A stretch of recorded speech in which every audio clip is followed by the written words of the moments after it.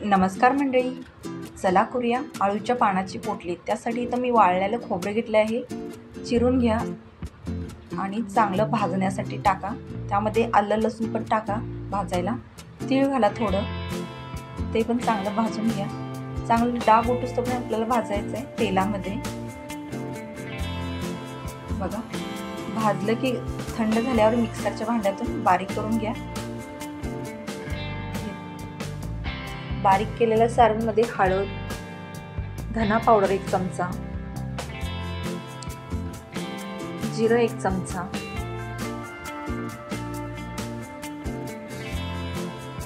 ओवा घाला थोडा चमचाभर,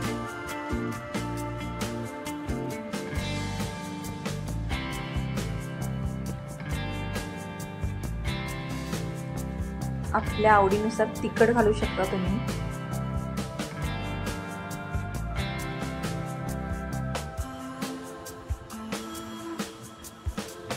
बारीक चिरलेली कोथिंबीर घाला. तुम्ही शेंगदाण्याचा पण कूट घातला आहे, थोडासा घाला, अगदी छोटा चमचा. चांगलं मिक्स करून घ्या. चवीनुसार मीठ घाला. या मीठ घातल्यानंतर पुन्हा आणि मिक्स करून घ्या. सगळीकडे तिखट मीठ लागलं पाहिजे. हे आळूचे पाणी घेतलं आहे बघ, काळ्या देठाचं घ्या. आळूच्या पानाचे 2 प्रकार असतात, काळा आळू आणि आपला नॉर्मल आळू. मधली शीर काढून घ्या आळूच्या पानातली. बघा, व्यवस्थित चाकूच्या साहाय्याने. आता आपल्याला एका पानाचे 4 भाग करायचे आहेत. बघा, काळ्या देठाचा आळू का घ्यायचा, कारण हा लवकर फाटत नाही पाणी, आणि दुसरा आळू नाजूक असतोय, ते गरगट्ट करण्यासाठी उपयोगी येते, आणि हे आळूच्या वड्या तेन करण्यासाठी उपयोगी येते पाणी.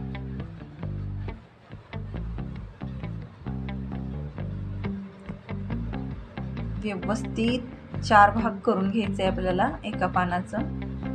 आळूची पानं धुवून घ्या, मी पण धुवून घेतली आहेत. बघा,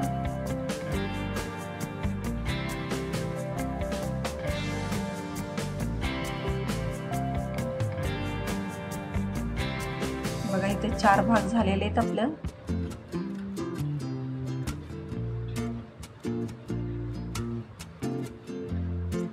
आता ह्या आळूच्या पानांना आपल्याला चिंचेचं पाणी लावायचं आहे,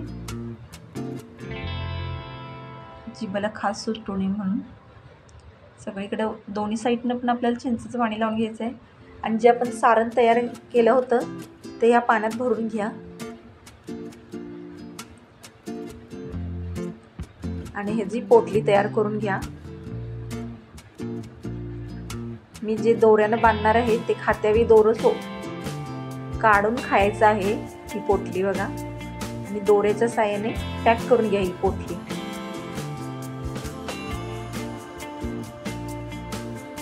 अशी प्रत्येक पोटली तयार करून ठेवा.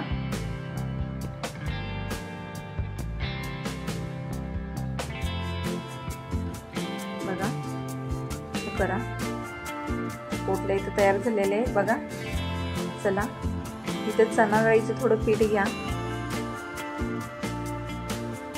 त्यामध्ये थोडं तिखट घाला.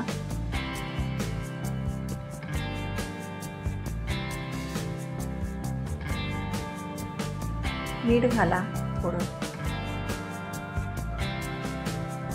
आणि पाणी घालून चांगलं मिक्स करून घ्या. थोडं थोडं पाणी घाला.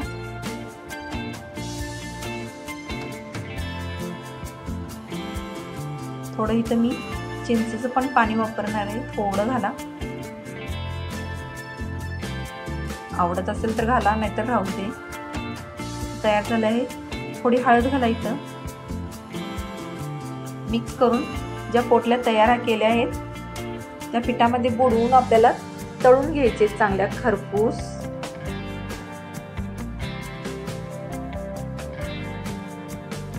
बघा, पूर्ण चांगल्या खरपूस तळून घ्या.